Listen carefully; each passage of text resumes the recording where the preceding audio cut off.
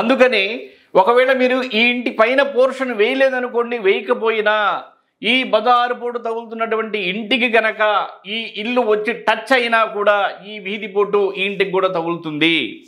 ఒకవేళ ఈ ఇంటికన్నా ముందు దక్షిణ నైరుతిలో కనుక ఈ ఇల్లు ఉందనుకోండి, ఈ ఇంటికి అతి నీచమైన దక్షిణ నైరుతి బజారుపోటు తగులుతుందనుకోండి, ఈ ఇల్లు వచ్చి ఈ ఇంటికి టచ్ అయినా ఆనినా కలిసినా కూడా దీని యొక్క ప్రభావం ఈ ఇంటి మీద కూడా పడుతుంది.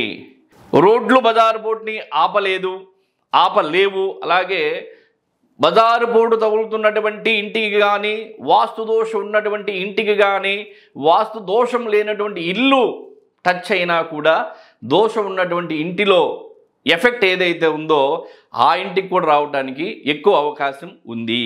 అందుకనే నిర్మాణాలు చేసేటప్పుడు మీకు తెలియకపోతే తెలిసిన వారినైనా సరే అడిగి ఒక సలహా తీసుకొని నిర్మాణాలు చేయండి.